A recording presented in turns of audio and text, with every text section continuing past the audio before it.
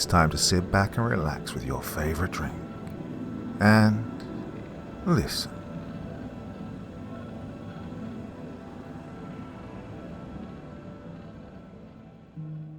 In the shadows deep, the night bus prowls, its creaking wheels like ghostly howls.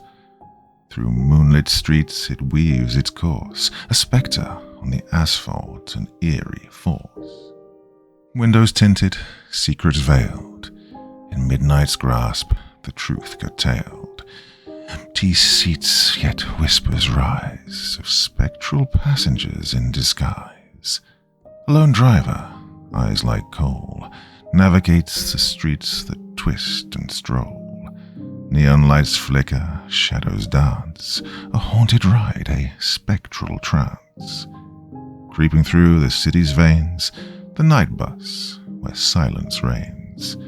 A spectral journey, secrets keep, in the realm where shadows sleep. The Last Bus by Wound Liquor.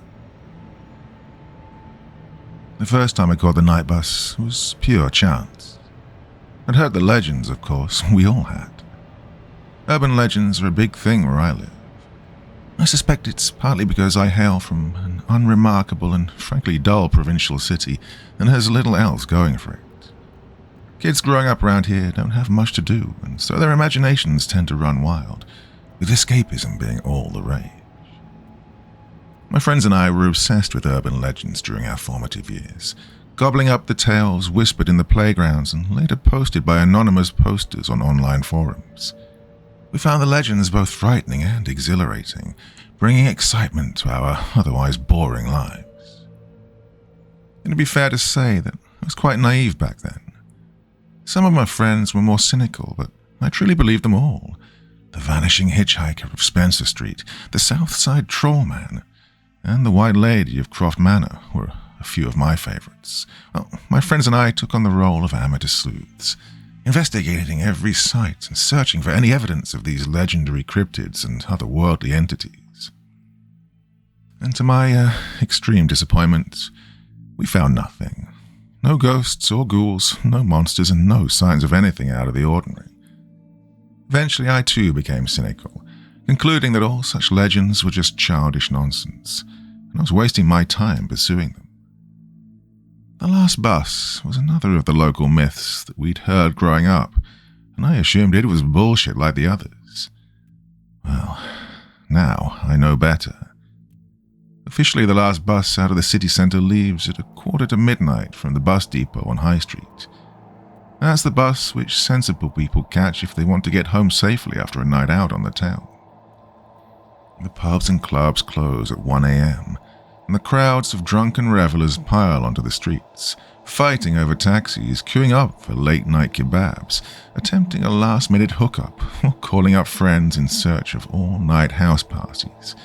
Well, it's the same chaotic scene every Friday and Saturday night.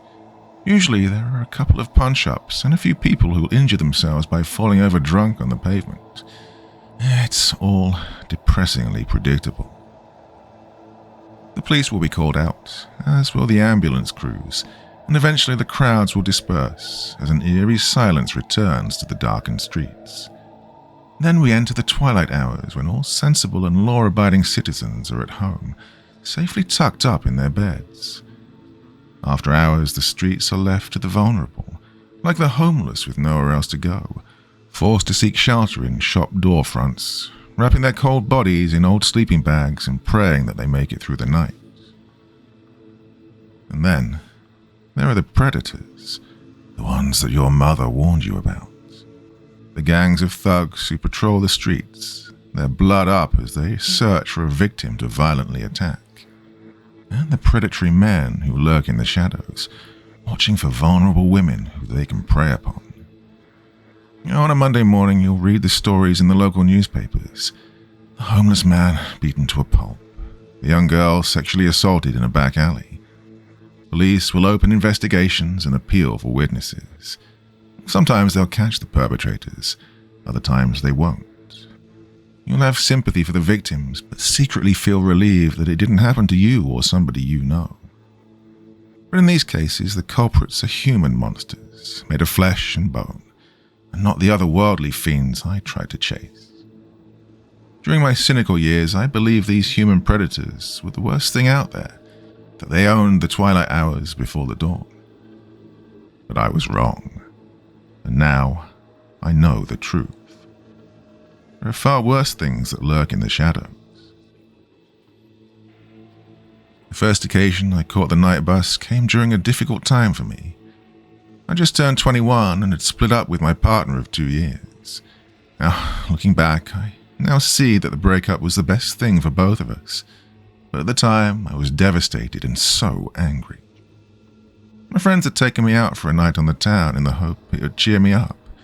Nice idea, but unfortunately, it didn't quite work out that way. I drank way too much, starting on the beers and moving on to shots of hard liquor.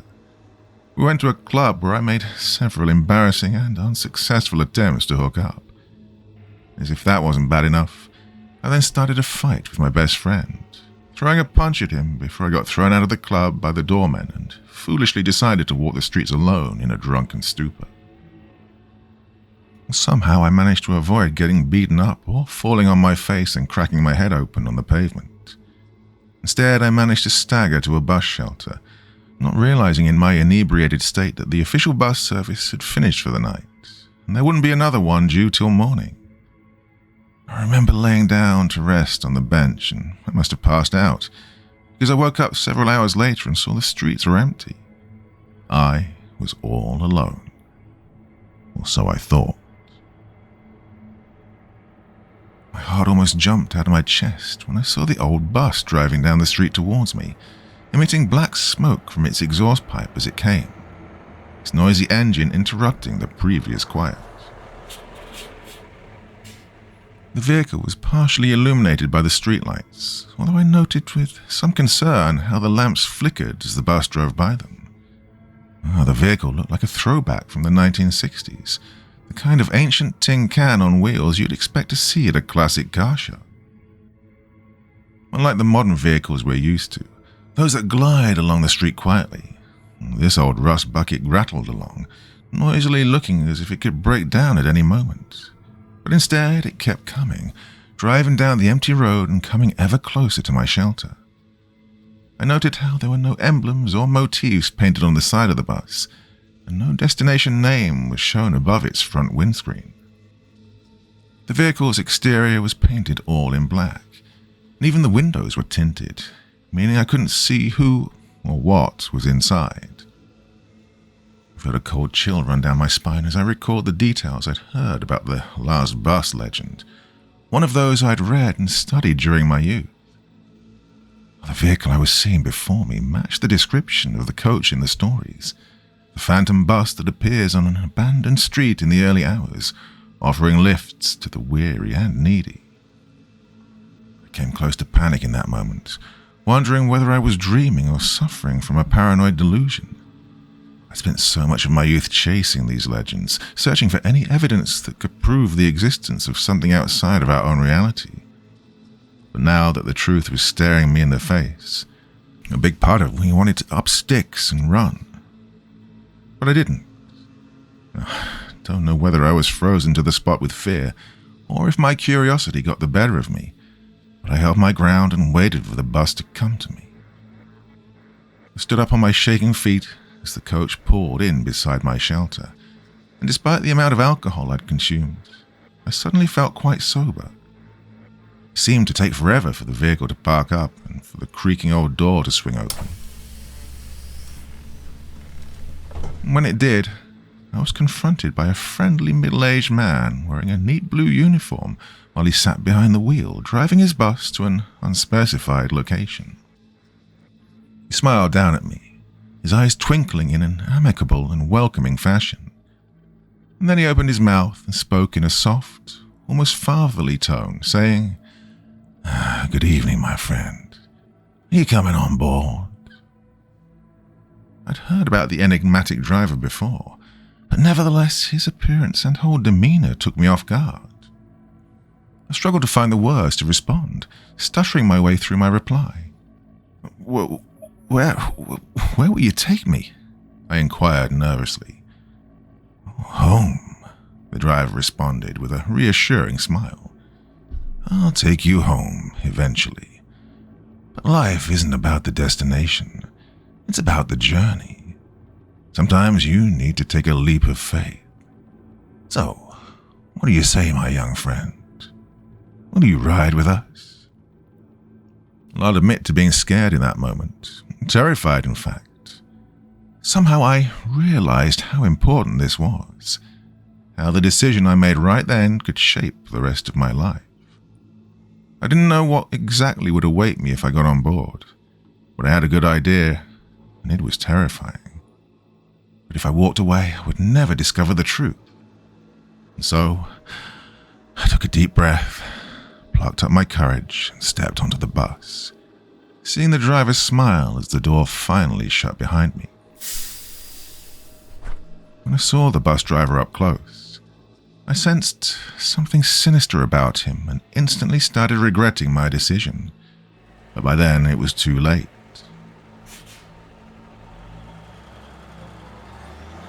Well, that was the first time I rode the night bus. Over the years, I've been on it 3 times in total, living to tell my tale on each occasion. Catching the Phantom bus isn't as easy as you'd imagine. There's no set of rules that you can follow, and no set time or location. I don't know whether it's sheer chance or if the bus itself chooses its passengers. I have, however, been able to piece together common threads, using both my own experiences and those of others who've made the journey. We have an online forum which we use to tell our stories and exchange information. It's an issue of safety as much as anything else. Yeah, the night bus can be lethal if you don't keep your wits about you. Now, having accumulated this knowledge over the last number of years, I'll now share it with you here. Part 2. Once you step on board the bus, you'll see the rows of hardback seats stretching back to the rear of the vehicle's interior. And there's nothing unusual about this, at least not at first glance. You'll see other passengers too, but you mustn't engage with them at this point. Oh, and don't look them in the eye. Now, take a seat on an empty bench somewhere towards the front of the bus. Doesn't really matter where exactly. They'll come to you in their own time. And the journey itself can last for hours, or at least that's what it will seem like when you're on board. Oh, you can see out of the windows from inside and look upon the scenery, such as it is. Initially, you'll see familiar sights, city centre streets, buildings, and businesses that you'll recognize. Nevertheless, you'll soon realize that something isn't quite right with the scene. The streets will be totally abandoned, with no traffic or pedestrians anywhere to be seen. There won't be any businesses open or lights emanating from anywhere along the road. But the further you drive out from the city centre, the more bizarre the sights you'll encounter. Soon the tidy streets and well-maintained buildings will give way to urban decay, crumbling structures and ruins like those of a lost city forgotten by time. Eventually the bus will leave the city behind and enter what appears to be a dense forest. The narrow road you'll follow will be shrouded in darkness, with the only illumination coming from the vehicle's bright headlights. If you glance into the woods on either side of the road, you'll occasionally catch a glimpse of shadows moving behind the tree line, strange figures and unidentified animals with glowing red eyes glaring through the darkness. You'll see these unnerving creatures for only the briefest of seconds as the bus drives through, and then they'll be gone. Now, at first, you'll think it's just your fertile imagination playing tricks on you, but deep down you'll know that there is something evil lurking in those woods. By this point in the journey, it should become clear that you're no longer in the realm of the living. I don't know where the bus takes you, but I do know it's not wise to stare out the windows for too long. What lurks out there can drive you mad. And besides, your focus should be on those inside the bus, as they pose the more immediate threat. My fellow online sleuths and I think of the passengers as lost souls. It seems certain that they are no longer part of the world of the living. There's something lacking in them, an important piece that's missing.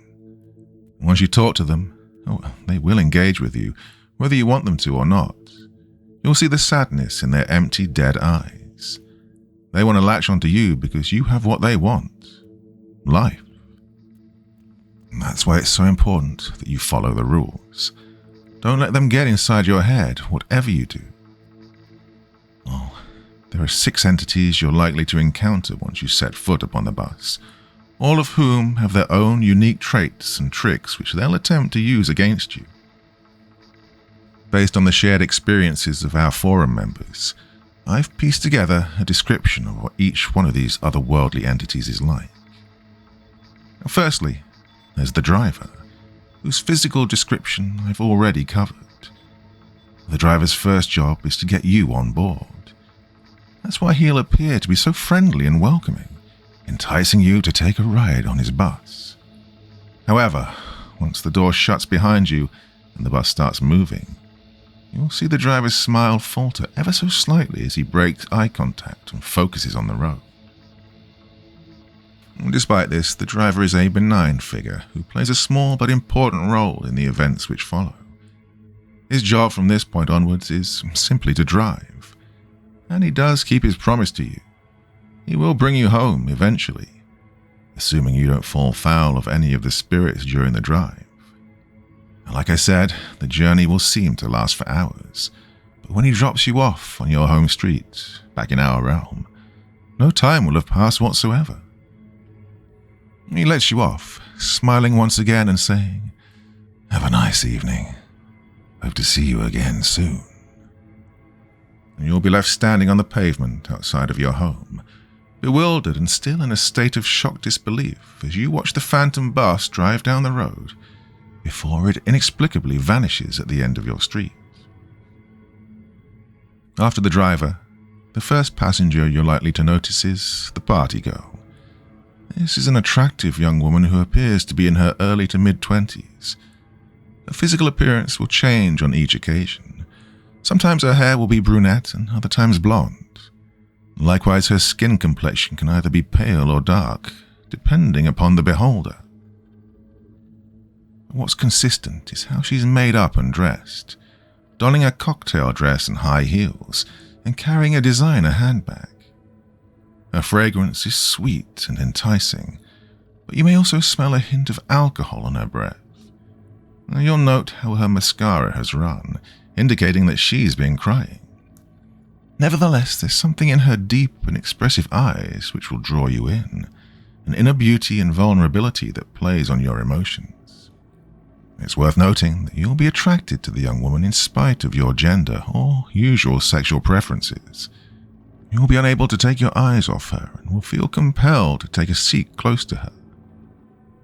The party girl will engage with you during the early stages of the journey, distracting you from the bizarre sights outside of the bus's windows. At first, she'll be flirtatious and fun, asking you about yourself and talking about her night out. But soon the conversation will take on a darker tone, as the girl tells you about a tragic event from her past. Childhood abuse, a violent ex-partner, or the death of a loved one. The story will vary each time, but will always be one of sadness and suffering. Your heart will go out to her, even if you're not usually an empathetic person. Once she's told you her woeful tale, the young woman will ask you to go home with her, to give her some comfort. You'll be tempted, but under no circumstances should you agree to go with her. It's critical that you remember what she is and what she really wants from you. But my advice is to politely decline her offer without causing her undue suffering. The party girl may be a lost soul, but by all accounts, she still feels human emotions. She won't be angry when you reject her, but instead will sob softly into her hands. You'll feel guilty, but you must move on and switch seats, leaving the poor girl to her misery. The next passenger you'll encounter sits a couple of rows behind the party girl. We'll call her the OAP or the pensioner. She's an elderly woman, probably in her 80s, her white hair in curls, wearing a shawl and a heavy winter coat, and with a shopping cart on wheels parked underneath her seat. Her face is wrinkled, and the perfume she wears is quite overbearing, but the OAP has kind eyes and a sweet motherly smile. She'll remind you of an elderly relative, like a grandmother or great aunt, and you'll feel an affection towards her. A woman of her age and appearance is the last person you'd expect to find riding a night bus during the early hours of the morning, and yet here she is, another lost soul trapped on a journey that never ends. The OAP will speak with you in a kindly, wholesome fashion, asking about your life and your family, while also entertaining you with anecdotes from her long and interesting life. Yeah, you'll feel at ease talking with her, but you mustn't forget what she really is. The conversation will end with the woman asking you to accompany her home to help with her shopping, or something like that. She'll offer to prepare you something to eat, your favorite meal or snack, whatever that may be, and she'll offer to put you up for the night. Now again, you'll be tempted, but you must say no. On this occasion, it doesn't actually matter how politely you refuse her offer. Whatever you say or do, she'll react with absolute fury, screaming every obscenity under the sun as her face screws up with anger. The last thing you'd expect from a seemingly sweet old lady, but this is what will happen. As soon as she launches into her hateful tirade, you should leave your seat and move further down the bus. You would be wise not to engage with her again for the rest of your journey. The next passenger you'll meet is a scruffy middle-aged man known as the drunkard. He sits close to the back of the bus and is perhaps the type you'd expect to find on a late-night service. I wouldn't recommend sitting too close to the drunkard, only because he smells pretty bad, his breath stinking of alcohol and cigarettes. You'll note how his old clothes are soiled and torn, and his unkempt beard will be badly matted. You probably won't wish to engage with him, but the drunkard will begin a conversation with you regardless, and against your better judgment you'll get drawn in. The drunkard will turn out to be surprisingly intelligent and insightful, seeking to educate you on such matters as religion, philosophy, and scientific theory. He'll tell you a story in the form of a parable or fable, one with a dark twist to it. When I first met the drunk, he recounted to me the tale of the frog and the scorpion, one that demonstrates the cruel and destructive nature of life. Next, he'll remove a silver hip flask from his inside jacket pocket and offer you a drink. Regardless of your alcoholic preferences, you'll be tempted to take a sip. Oh, the drink will smell so sweet and inviting, but of course you must refuse him. After you turn down the drink, the drunkard will shoot you an angry look before shaking his head and saying, "You're a damn fool. Stupid little child. You have no idea what you're dealing with." Now this is your cue to move on. Now you'll notice how the first three passengers are trying to draw you in, using whatever charms or supernatural powers they have at their disposal. Their ultimate goal is to trick you into leaving the bus. Needless to say, you must not do this. Not if you want to make it home. Nobody knows what exactly happens to those who fall into one of their traps. We do know that several members of our forum have vanished without a trace over the years, and my city has a long history of unexplained disappearances. The fourth passenger is different from the rest, though. He's a young male who sits on the back row while listening to headphones linked up to an 80s-style Walkman. We call him Headphones Guy, and it seems all he does is listen to music, his eyes closed as he taps his foot to the beat. The Headphones Guy will not attempt to engage with you or even acknowledge your presence. That's not to say he isn't dangerous, however. There was a member of our group who had a run-in with the guy, and to be fair, it wasn't unprovoked. Feeling bold, my friend got right up in the passenger's face, waving his hands and clicking his fingers in an attempt to gain the spirit's attention. When this failed, he foolishly grabbed the guy's headphones, physically pulling them off his head. Predictably, Headphones Guy didn't react well to this violation. In an instant, he jumped up from his chair, lashing out with his fist and knocking his assailant down with one punch. My friend remembers a sharp, intense pain in the back of his head before he blacked out. The next thing he remembers is waking up in his own bed the next morning with a broken nose and a nasty gash on the back of his head. He also found a note in his jeans pocket, crudely written on the back of an old bus ticket in what looked like dried blood, and it read, "Do that again, and I'll rip your fucking head off." Unsurprisingly, my friend never rode the night bus again. I don't know what the deal with Headphones Guy is. My advice is to leave him well alone.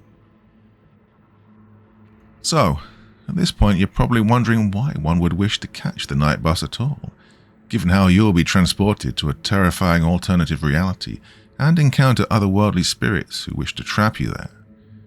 Well, the short answer is that no sane person would, bar a handful of crazed urban adventurers and amateur paranormal investigators such as myself. Yeah, most of those who've boarded the Phantom Coach have done so by accident, not realizing what they were getting themselves into until it was too late. Most of those who ride the night bus once have no inclination to do so again. But those of us who do seek out the Phantom Coach for a second, third, or in my case, fourth occasion, well, we all have our reasons. Part 3. One reason above all others, in fact, is that we want to see the Harbinger and ask him our one permitted question. I'll regret my first ride on the bus for the rest of my days. Although I was drunk, I had enough wits about me to see off the various tricks used by the ghouls, but I wasn't prepared for him. The Harbinger is the only passenger who isn't already riding on the bus when you first get on. He comes later, after you've negotiated your way through the ghostly entities and you think the worst is behind you. The first thing you'll notice is the burning cross mounted on top of the darkened hillside, overlooking the road on the left-hand side. I remember the first time I saw that foreboding symbol and the immense fear I felt, as I knew something bad was coming. A moment after I spotted the cross, I was shocked to see the bus was slowing down, pulling over to the side of the road and parking up in a lay-by. Next, the driver operated the swing door at the front of the bus, opening it to whatever lay on the other side. The terror almost overwhelmed me as I thought of the horrors that lurked within the Shadowlands, of the creatures and demons hiding in the haunted woods and hillsides. I recall looking to the other passengers, somehow hoping these devious spirits would offer me some protection from whatever was coming. But instead their heads were down, as they all maintained a solemn silence. Realizing I was on my own, I glanced out of the window to witness a sight which chilled me to my very bones. There was a small, covered shelter by the roadside, almost covered by overgrown vegetation and only just visible in the dim light. And within this seemingly abandoned bus shelter stood a tall, hooded figure, a sinister individual with his face covered and his considerable frame hidden underneath a long and dark robe. The mystery man remained still and silent, although I soon spotted the animal by his side. A large black dog that snarled aggressively through a snout filled with razor-sharp teeth, as it glared at me with hungry and predatory eyes, only a thin glass pane separating me from him. Oh, I imagined the hound breaking loose, ascending the steps and charging down the aisle, before burying its razor-sharp fangs into my soft flesh. Thankfully, the dog's master retained control of his beast, although I was far from out of danger. I also noticed how hot and stifling it suddenly became, as an almost unbearable wave of heat hit me. Meanwhile, the bus remained parked for what seemed like an eternity, its door ajar as the driver awaited to see whether his passenger would get on. Now, I've since learned that the hooded figure we call the Harbinger will do one of two things at this point. Either he'll remain rooted to the spot until eventually the driver will say something like, "Well, not tonight then," before he closes the door and drives on. And from what I've been able to gather from both my own experiences and those of my contemporaries, This is what happens most of the time. 2 times out of 3, the harbinger won't step out from the bus shelter, and that'll be the end of it. But sometimes he will step forward, marching through the mud in his heavy boots while dragging his hellhound along on a leash. And he'll come on board the bus, prompting the driver to say, "Good evening, sir. I trust you'll have a pleasant journey." The harbinger will not answer, instead gliding down the aisle with his faithful mutt following him behind. He'll take a seat near the front of the bus, pulling down his hood to reveal what lies underneath. Well, to this day I can't fully explain what I saw in that terrifying moment. It seemed like there was only a dark void where his face should be, with 2 burning orbs instead of eyes. He had no mouth that I could see, and so by rights he shouldn't have been able to speak. And yet he did, calling out to me in a booming godlike voice which echoed through the hollow interior of the bus. "Come to me, mortal child," he ordered. "Come sit with me so we may speak." As you can imagine, I was utterly terrified in this moment, so much so that I thought I might pass out. But, for reasons I can't explain, I obeyed the harbinger's orders, feeling like I physically could not resist him, and as if my legs were no longer under my control. I remember looking to the other passengers as I walked down the aisle, hoping that one of them could help me. But each of the 4 kept their heads down as they muttered in unison, reciting a prayer in a language I could not understand. It became obvious that the harbinger held power over these lost souls, and they were all trapped under his spell. Perhaps they were once like us, falling victim to the phantom bus and the harbinger's godlike powers. In any event, they offered me no assistance in that fateful moment, and I soon realized I was completely at the harbinger's mercy. I involuntarily took a seat in the road directly behind the harbinger, his head turned in an unnatural way to face me, as his dog snarled aggressively in my direction, but thankfully resisted the urge to bite me in the leg. I can't really describe how the harbinger smelt, other than to say he stank of death. The fiery orbs he had instead of eyes stared right at me. I couldn't look away, no matter how much I tried.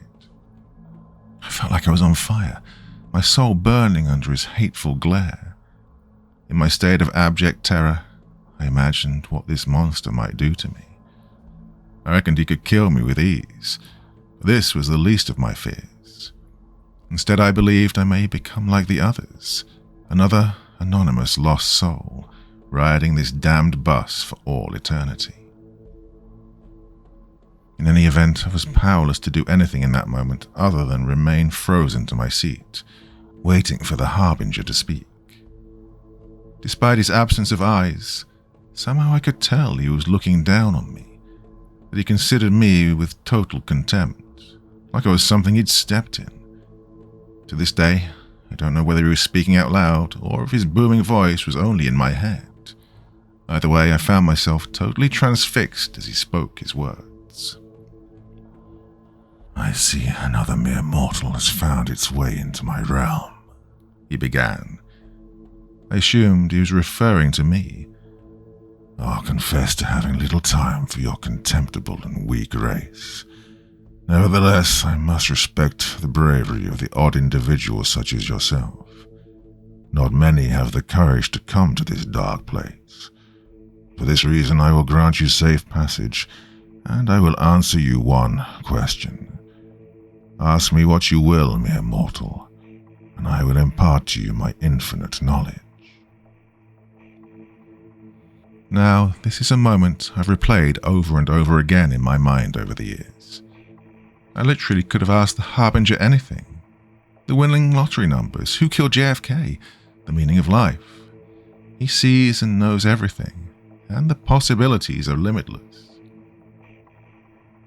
One of the guys on our forum asked the harbinger how he would die, and was told that his vices would kill him within 6 months. Well, this guy was an addict, but he laughed off the harbinger's warning and continued using. 6 months later, he was dead from an overdose. And then there's a young woman who, at the time of her encounter with the Harbinger, was stuck in an abusive and controlling relationship. She asked the entity what would happen if she stayed with her asshole boyfriend. Well, she was told that her life would end unless she broke off the relationship. This proved to be the motivation she needed to leave him, and about a year later, the bastard was arrested for murdering another girl and ultimately sentenced to life in prison. But, of course, I didn't know any of this at the time. I felt nothing but pure terror as I sat frozen to my seat, quaking in my boots as the Harbinger glared down upon me with disgust. In that chilling moment, I could only think of one question to ask, which I stuttered out from my trembling lips. "What are you?"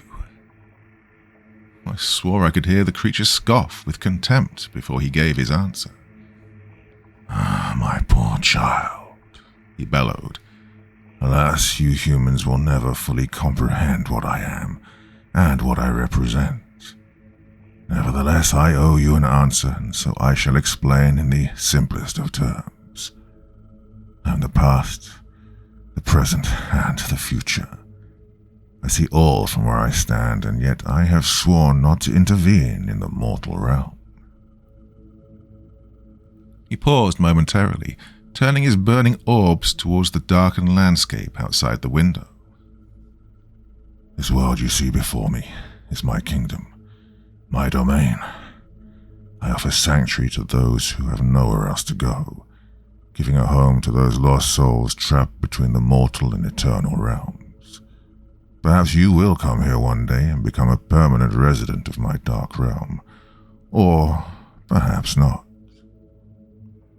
You could have inquired after your ultimate fate, of course, but you chose not to do so. But I have answered your one permitted question and fulfilled my obligation. And now, my child, I will bid you farewell." With that, he rose from his chair and summoned his hound, gliding down the aisle as he made for the exit. Well, I was flabbergasted and in a state of shock. I still had so many questions to ask, and I opened my mouth without thinking. "Wait," I called after him, instantly regretting my decision to speak. The Harbinger turned sharply, his orb-like eyes burning ever fiercer, his hound growling as it bared its sharp teeth, pulling on its lead as it tried to get at me. When the Harbinger spoke again, his tone became angry and threatening. "Heed my warning, you damn fool. I have tolerated your presence in my realm thus far, but do not test my patience. I can inflict pain upon you which goes beyond your worst nightmares, and I will not hesitate to do so if you break my rules again." I felt all the blood drain from my face, and my whole body shook uncontrollably as sheer terror overcame me. And needless to say, I did not utter another word.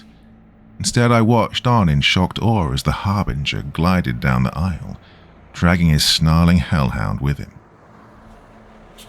The driver brought the bus to a slow halt to allow the godlike creature to disembark. I began to feel pangs of relief as I thought my ordeal was nearly over, but there was one last twist to this macabre episode. As the Harbinger stepped off the coach, my fellow passengers suddenly shot up from their seats, all simultaneously turning in my direction. To my horror, I saw how their eyes had turned jet black and their mouths were open wide, revealing gaping black holes. It seemed like they were all trying to scream, and yet no sound was emitted. And then I saw what was lurking in the darkened woods on either side of the road. Hundreds of fiery red eyes emerging from the tree line, belonging to unholy beasts that howled like wolves in the night, every one focused upon our bus. I screamed out in terror, fearing that the Harbinger had changed his mind and was summoning his hellish minions to tear me to pieces. The howling rapidly increased in volume, becoming so loud that I was near deafened. What happened next remains something of a blur in my memory. I recall the horrific din and the pressure built up inside of my head until I thought my skull would explode. Suddenly, there was a blinding flash of light, forcing me to hide my eyes underneath my hands. A moment later I opened my eyes again, only to discover that the beasts had vanished, as had my ghoulish fellow passengers. I was on my own inside the bus, just me and the driver, as we continued down that lonely stretch of road. I have very little recollection of the rest of that journey. I don't think it was much longer before we left the dark realm and returned to the city streets I knew and recognized. When we arrived on my home street, I couldn't believe it, thinking this was another trick. I sat still in my seat for some time until eventually I needed to be prompted by the driver, who called out to me saying, "You're stopped, my friend. Come on now, please. I can't wait here all night." With some trepidation, I walked down the aisle and stepped off the bus, feeling the cool, fresh air against my skin as I returned to the realm of the living. I recall the driver wishing me good night and saying he'd see me again before he drove away. And so, that's my story. But it's not quite the end of it. You may well ask why I didn't abandon my obsession with the phantom bus after my terrifying encounter. Well, for a long time I did. But in the end, my curiosity got the better of me. I don't like the uncertainty of life, of not knowing what lays before me. I used to think that's just the way it is, but now I know better. The Harbinger is out there, and he can provide the answers I need. I won't waste my opportunity a second time. Oh, for years I've chased the bus, and I've caught it a further 2 times. On both occasions I boarded and avoided the traps set by the ghoulish passengers, and both times I waited for the Harbinger to board, but he would not move from his shelter, and so my hopes were frustrated. It's been extremely disheartening, but I will not give up. Tonight I'll seek out the bus once again, and I'll keep doing so until the Harbinger answers my call. I know the risks. One night I may board the phantom coach and never make it home, but nevertheless I need to do this. I must know the truth, no matter what the cost. Now, if you'll excuse me, I have a bus to catch.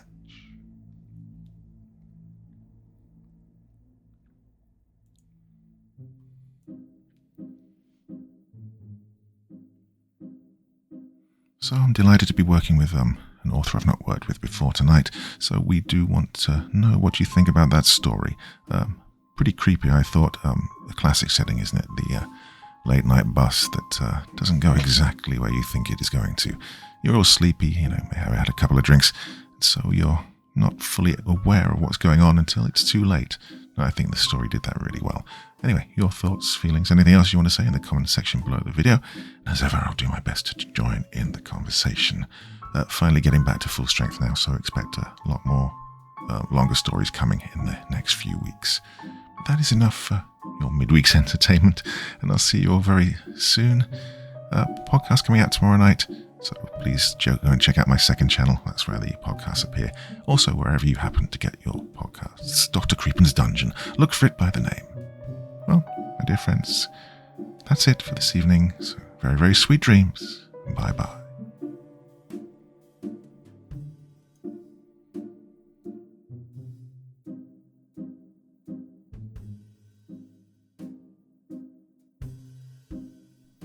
Thank you so much for taking the time to listen to this story today. It really means a lot to me and to the author of the story, of course.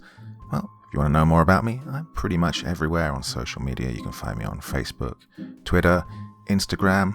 You can download my music on SoundCloud. I've got a Patreon if you feel like. Throw me $1 or $2. Very much appreciated. And of course, on Reddit, I have a place where you can leave stories if you want me to read one that you've written. Well, hoping to see you all again very soon. Till then, sweet dreams. Bye-bye.